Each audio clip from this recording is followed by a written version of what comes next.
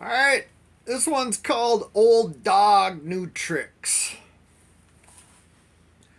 One of the things we know about recovery is that replacing old bad habits with new healthy ones, is key.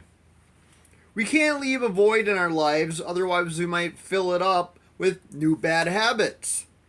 Some very real roadblocks to starting down the adventure of something new, however, is self doubt, fear, discouragement, frustration, unmet expectations, disappointment, failure.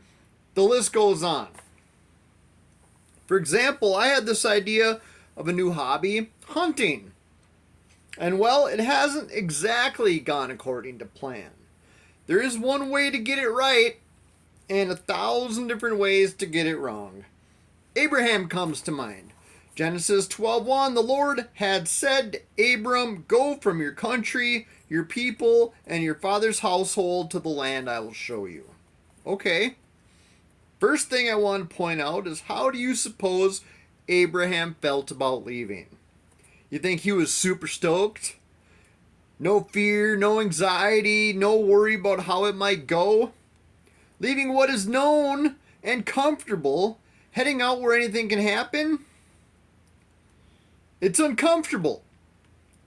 You don't want to do what is unknown. Well, most people anyways. Me, I don't like uncomfortable and unknown. I don't like knowing I could fail.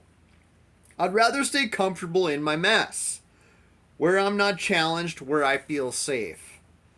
The last time I went turkey hunting alone, I wanted to be sure to go out to the public spot before anybody else got there. All I had to see was my trusty headlamp. Imagine being out in a brand new area of a public hunting lands where it's mixed field, woods, and marsh, and it's pitch black. It's 4 a.m. Sunset isn't for another hour. Twilight hasn't even set in yet. There's no moon. Black, black, black. Only way to see is the headlamp at your feet. You can only see a few steps ahead of yourself, so you aren't sure if there's a swamp in 10 steps or solid ground. It reminds me of a teaching Pastor Jamie gave a while ago. Psalm 119:105. Your word is a lamp for my feet, a light on my path. God's word guides your next steps. You don't have to see what's coming ahead. The verse is saying you don't have to see where your next step is going to land. Each step is a step of faith. God, the creator of the universe, is with you. He tells us his word is our headlamp. Wrap your brain around that. So yeah, I'm walking into the unknown, feeling okay. Then I look up over the field, can't see a thing but blackness. I scan the field, and in the distance, where the tree line is that I'm heading toward, that I'm going to walk along, I see about a dozen eyes looking at me.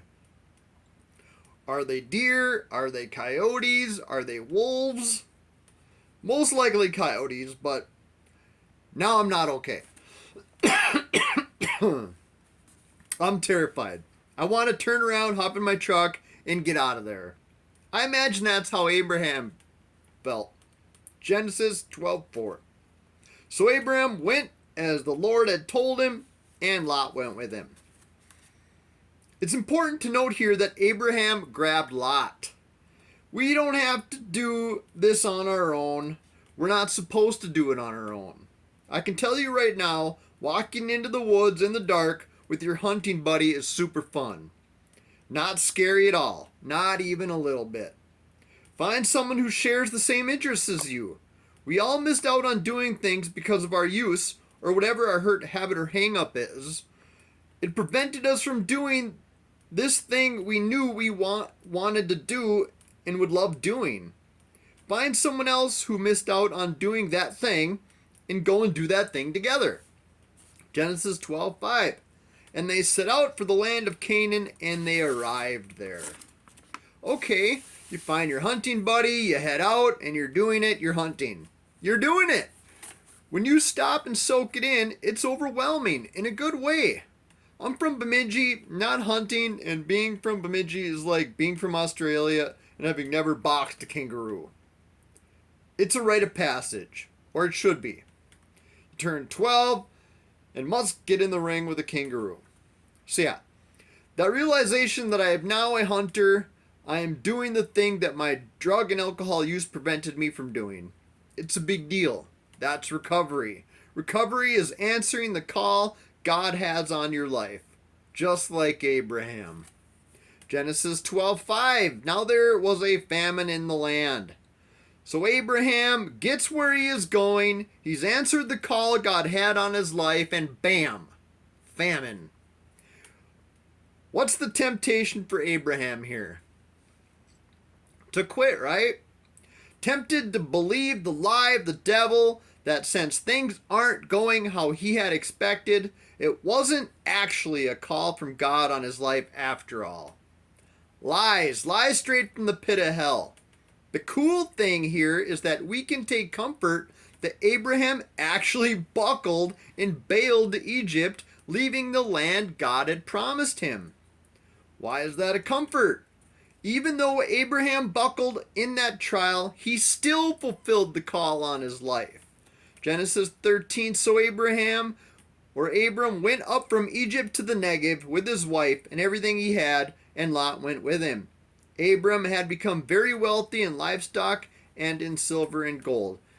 Even though Abraham had setbacks, he walked away from those trials better off. He fell forward. We sometimes can't see it in the middle of our setback, but God is with us. Romans 8:28, and we know that in all things God works for the good of those who love him, who have been called according to his purpose. Yeah, in Egypt, Abraham completely folded.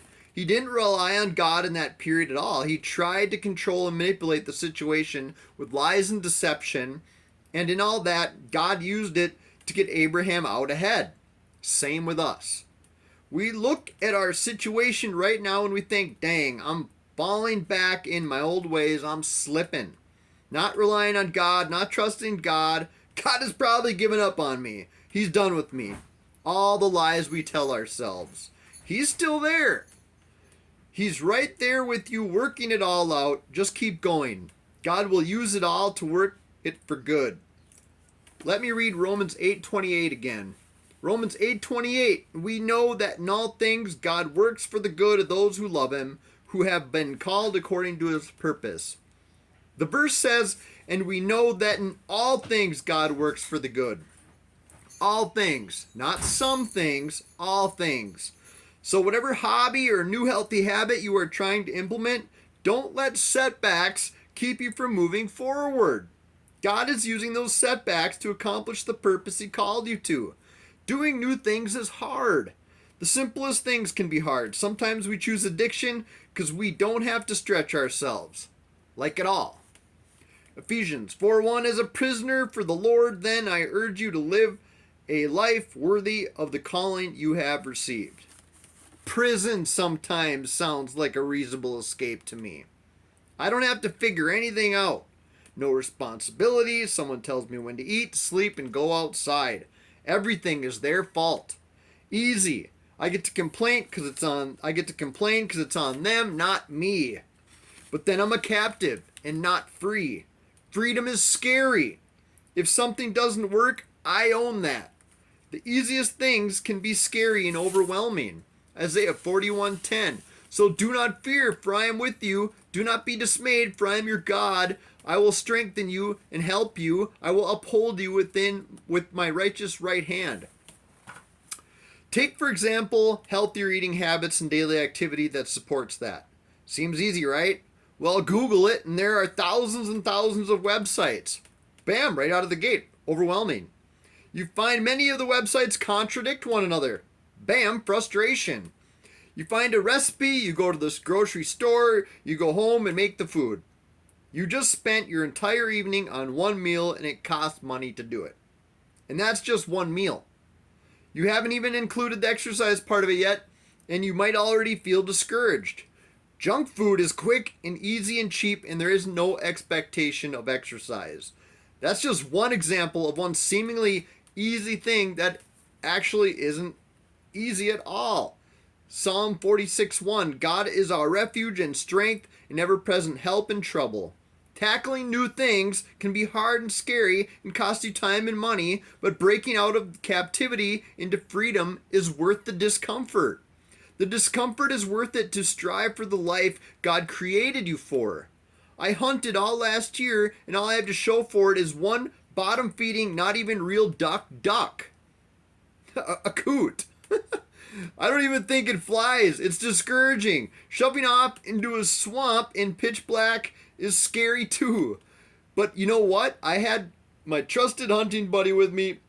God was with us. He's working it all out. Joshua 1:9. Have I not commanded you? Be strong and courageous. Do not be afraid. Do not be discouraged, for the Lord your God will be with you wherever you go. Taking on new healthy habits and activities can be hard and scary.